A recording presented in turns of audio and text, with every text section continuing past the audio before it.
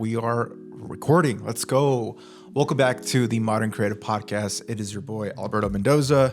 How are you doing? I'm well. Thank you for asking. Oh man, it feels good to record again. It's been well over a week since I recorded, probably like 2 weeks since I did a solo podcast. I tried to record last week, but I got sick, so I got held back a little bit. And then I wanted to record yesterday, but then I remembered it was my birthday, so I couldn't record then. So now I'm recording here on a Tuesday, and after recording, I need to edit this bad boy and draft it for tomorrow's launch.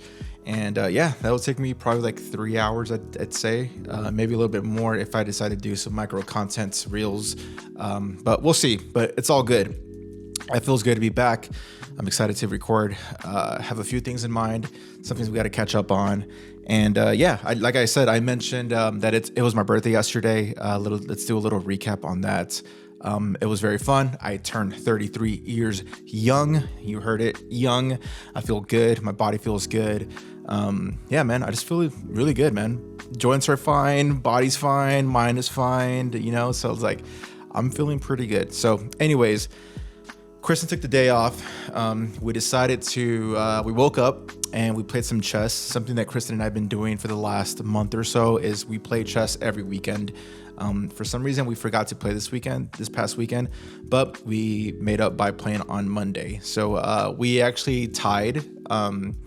We ended at king to king, so it was a tie at that point. So yeah, it's been fun. I taught her how to play, and like I said, we've been playing almost every weekend, and so she's definitely picked it up a lot. So yeah, I keep trying to trap her, and she keeps catching it, where probably weeks prior she would fall for those traps, and I would just kill her main players, but she's catching up. And yeah, I'm very impressed. So we tied last week, or yesterday, should I say. After that, I felt like working out. I went to the gym, came back, did a little bit of editing because I've been working on this video that I'm gonna talk about in a little bit. Did that, and after that, we went to this museum in downtown San Diego. It's a museum that we've been wanting to go for a few weeks now, and we finally got the chance to make that happen. It was very cool, very fun. It was very nice. It was interesting. Other than that, yeah, I got nothing but good things to say about that museum. I forget the name of the museum. I think it's called Wander. Yeah, so if you're in the San Diego area, I highly recommend you checking that place out for sure. After that, went to Little Italy, and then we went to a brewery, got ourselves a pregame drink, and then from there, we finally made it to the Italian joint, and we had some amazing Italian food. After that, went home, and we kind of just hung out, watched TV. Very mellow day, so it was a good birthday. So happy birthday to me. I had mentioned that I was doing some editing yesterday during my birthday, and that video is officially out on the YouTube channel, the same channel that's on this podcast. So for those that are listening, I highly recommend to YouTube Alberto Mendoza. You're gonna find me there, and it's a new 2022 cinematic drone video. I've been wanting to do this. I had this in my mind to do this last year around December, but things got a little hectic with the wedding and all, so I didn't get the chance to do it. And then I kind of forgot about it, as messed up as it sounds. Forgot to work on it, but I knew I had it in my mind. I kind of remembered in February, and I'm like, I need to get to this drone video. I need to get to this 2022 recap drone video. Because I did some traveling, mostly in Mexico, because the world wasn't officially open until this year. So I had some beautiful shots, and especially with the new Mavic Pro 3, or the Mavic 3, DJI Mavic 3. Pros, no pros, this classic now. There's the Cine version as well, but I got the regular DJI Mavic 3. Shoots 5.1K, beautiful. 10 bits at D-Log as well, which is amazing. The color flexibility is just creamy, man. Some things I couldn't do with my original Mavic Pro. So, like I said, I started working on this the day before my birthday, started pulling selects. I didn't want to think. I just had like an inspiration moment, and I'm like, all right, I need to act now. So, fired up the computer, started pulling my selects, which took a while, but you got to do it, man. Started doing selects, had to make all the files into proxy files because these freaking files are so massive, and the computer was kind of struggling. And even with the proxy files, just going through my selects, I had I interpreted all my footage to 23.976 because I usually shoot in 5.1K, which I'm not used to saying that, or 4K 30 frames per second for like Instagram reels, because 30 frames per second looks a lot better in my opinion. But for like the YouTube stuff, the cinematic stuff, I like to render out in a 24 frame per second timeline. So I interpreted everything, like I said, in 23.976, and that kind of like bogged the footage. It made it like so hard to like, for some reason, the workflow was just a little bit hard to work on. I don't know why. And so I had to keep hitting the render, hit the render. Thank God my computer is a little beefy, so it could render pretty quick. I'm running at 32 gigabytes of RAM, and so that's helping me out a lot.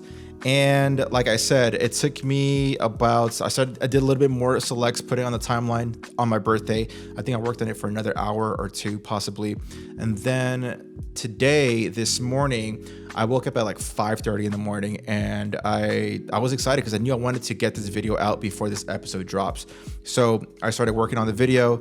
I got done, officially hit the export button around 8:30 in the morning. So all in all, from very beginning to the very end, it took me probably around 8 to 10 hours. Generally speaking, this was like a 4-minute video. Like I said, like the whole rendering selects took me a little bit longer than usual, but yeah, it is what it is. Just putting so many files into one project file. I wonder if that had anything to do with it, but it's all good. The video's out. I want you to check it out. Let me know what you guys think. I've been getting some pretty great feedback right now as far as like the colors, the quality, just the overall aesthetic, like the views that I've been going to. Like I said, I went to Mexico for the most part all of last year because Mexico was the only country that was pretty much open. So I went to Cabo San Lucas. I went to my mom's beach house in Mazatlan. I also went to Puerto Escondido with some of the creatives last year. And I went to Arizona, some other spots as well. I can't think of right now. But yeah, check out the drone shots. Let me know what you guys think. I want to create these every year from here on out. The first time I did one of these travel cinematic drone videos was in 2018, and again, I was using my Phantom 3 Pro, and then eventually I upgraded to the DJI Mavic Pro, the first generation. There are some Mavic Pro shots because I still had it last year technically. There are a couple of shots, or 3 to 5 shots in the actual film itself. So if you have an eye, you could probably tell which one's the Mavic Pro and which one's 95%, 98% is from the Mavic 3. So I'm curious to know if you guys could tell which one from the actual travel film is the original Mavic Pro. But like I said, I want to create these every single year. I do plan on traveling a lot more this year, especially during my honeymoon. I plan on being in Europe for 3 weeks, and I want to capture some epic shots if I can, if it's allowed to. I still need to go through all the rules and regulations for each country that we're going to go visit, because I do not want to get busted or get fined for anything in regards to flying drones, because I know Europe is pretty strict when it comes to that. So yeah, I'm looking forward to filming some more stuff and editing a 2023 version of the drone cinematic travel film. Today I want to talk about podcast, and I listened to a podcast a couple of weeks ago by Jared Spink, who was actually a guest in the Modern Creative Podcast, episode 7, by the way. Highly recommend you checking it out. Dude drops so much wisdom when it comes to the business space in the creative land. Check out his podcast while you're at it. It's called the Hive Podcast. The reason I'm bringing this up is because he was talking about him reading this article. I forget the name of the article. I think it's Verge or something like that. And the article is pretty much saying that, is podcast dead? Obviously, it's a clickbait title because we know podcast is far from dead. But what they were trying to say is that people are creating podcasts, but they are not staying afloat. They are quitting for the most part quite easily and pretty quickly, that we're to the point where they don't even last to like the 7th episode marker, which is something Jared highlighted, and I thought that was very interesting to hear. So right now this is episode 10, and I have a few guests in the tuck right now, so I'm technically around the episode 13 or 14 marker. I can't remember. So I'm really proud that I made past the 7th episode itch, and I'm in episode 10 right now. So but the reason I'm bringing this up is because some of the stuff that they were saying in regards to like, it's hard to start a podcast. No, that is big cap. That is false AF as well.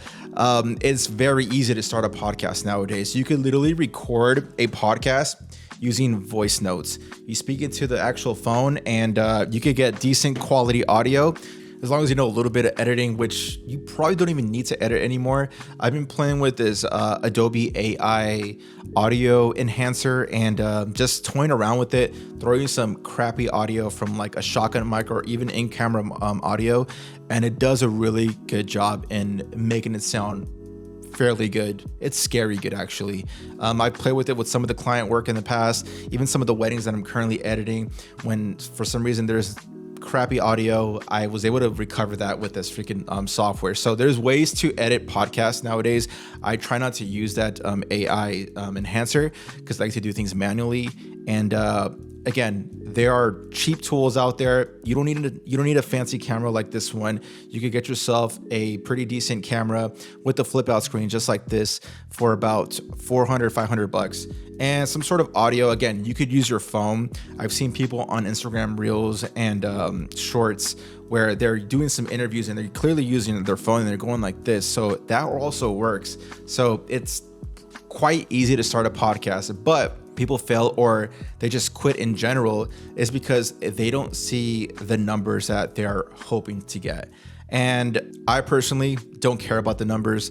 The only analytics that I actually kind of follow is the YouTube views for the most part, which, by the way, side note, I'm noticing that I get a lot more views on the solo episodes rather than the guest episodes. For some reason, I thought it'd be the opposite, where people would enjoy not seeing me or hearing me as much and listen to the guest that I'm interviewing.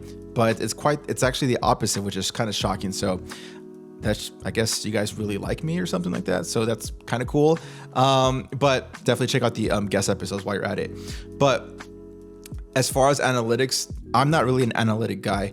I never ever check my because I upload the MP3 files to Anchor, which is affiliated with Spotify. I never check those numbers out. I don't even care for it. I kind of just upload it and I just, all right, deuces, I'm out. The only reason I know about the YouTube numbers is because I keep posting YouTube shorts daily. So I happen to catch those numbers right there. But if I wasn't doing shorts, then I probably would never ever know how the numbers are doing. So again, I do it because I love the podcast space and I do it for the love of the game, pretty much. As corny as it sounds, but it's a fact though, man. I've been consuming podcasts since 2014, 2015, and we started a podcast with my old co-host Pedro in 2017, and we ran it for about a year and a half. I think we made it to like the 60 episode marker, probably a little bit more. So I don't know. I just like it. I feel like everybody has their own unique voice and a message to say. So yeah, I try to use it as best as I can by giving free game to any young creators. And by young, I mean, you could be at 50 years old, you could be whatever. By young creator, I mean someone that just started picking up the camera and they want to make some sort of living with it. So that's what I mean by young creator. And yeah, I don't know. I truly enjoy it. I like speaking to the camera. I can never picture myself speaking to the camera 5 years ago, 6 years ago, but I actually truly enjoy doing this and I look forward to doing this. I get like giddy when I set up the light, I set up the tripod, the audio, the mic check and all that good stuff. Yeah, I don't know. It's just a fun experience for me. Me as a small quote unquote podcaster or YouTuber in general, I don't have crazy numbers. Like, it's very hard to build a large audience, and it's something that takes a lot of time and a lot of consistency. And people are seeing on Instagram and on TikTok and on YouTube, such and such started a podcast and they have amazing numbers. It looks easy to create a podcast. It is easy to create a podcast. But the hard part is to stay consistent. The hard part is to set up the camera, set up your audio recorder, and create a thumbnail on Canva, or set up Premiere and do the edits with the 3 cameras that I use. Like, it does take a lot of time. So if you're doing this for, I want to get some clout or I want to make some money, you're really doing it for the wrong reasons. I think success really comes when you're doing it from the heart, and inevitably things start popping off for you. And I mean, this could take years from now until like the podcast blows up, Do I care about that? No, I don't care about that. I just like being in that little corner of YouTube space or the internet pocket where the whole audience of the 50 or 100 listeners that consume my content, I am cool with that. But if it blows up to thousands of viewers and thousands of listeners, I'm also cool with that. But I don't have expectations, and I'm kind of going with the flow. I'm just enjoying the ride right now, and we'll see what happens. Like Drizzy says, only real music's gonna last. All the other bullshit is here today and gone tomorrow. As corny as it is, it's just a fact. And yeah, it's all about staying consistent. It's simple as that. There is no magic sauce to this, man. There isn't that magic one that's gonna boom, all of a sudden you're gonna blow up. Sure, there is that instance where your piece of content does blow up and now you have a ton of eyes and ears listening to your content, but the chances of that happen is very, very slim. So I'm playing the long game where I'm going to create content every single week, post every single day, as far as like shorts and reels, and on top of creating my personal content such as this 2022 drone film. So yeah, again, it's not for everybody. Sure, I do encourage everybody to create and try new things, but don't expect to make some crazy numbers. Don't expect to make money. That's for sure. I think people are just seeing this as an easy lick. But yeah, I know YouTube just started their podcast. I guess let's call it a podcast tab on YouTube. And so I'm uneducated about it. I saw one video about it last week, and now it's officially rolled out as of right now that you're listening to this. So I'm gonna have all my podcast link all organized and whatnot. So I need to figure out how exactly that works. And speaking of podcasts, I finally updated my cover art, which I'm very happy. I did not like my original cover art since I first created one, but I needed something at the time. I took advantage of one of the studio shoots that we did recently and got some photos taken of me, and I really enjoy it. So now I have a new cover art, so got that going on. But yeah, I need to educate myself as far as like the podcast and YouTube space together. They're like kind of like linking up now, and I'm gonna do that right after this recording, after I get done editing this. But I'm very excited for that because now YouTube is going to be, at least YouTube podcast is going to be a lot more searchable than it used to be, because according to Jerry, Spotify and Apple is not searchable. So YouTube is definitely investing into the podcast space, and I definitely want to capitalize off that. So let's see what happens. But that's going to be it for today. It's going to be a short one. I'm hoping you guys are enjoying these episodes. If you're on Apple Podcasts, can you please give this a 5-star rating and a comment? Give a nice review, please, or a bad review, whatever you feel. That's all good. Just leave something for me so I can improve upon. And on Spotify, hit that share button and put it on your Instagram stories. I really appreciate that if you guys could do that, or take a screenshot, put it on your stories, tag me so I can repost that as well. If you are on YouTube, please give it a like, give it a comment, and subscribe to the channel. Speaking of YouTube, I just realized that we finally hit the 1.1K subscribers, so I'm really proud of that. Thank you so much for messing with me and listening to me. And yeah, if you guys have any comments or any questions, feel free to DM me on Instagram. That's the fastest way to connect with me, and I will respond to them. And yeah, catch you guys later. Peace.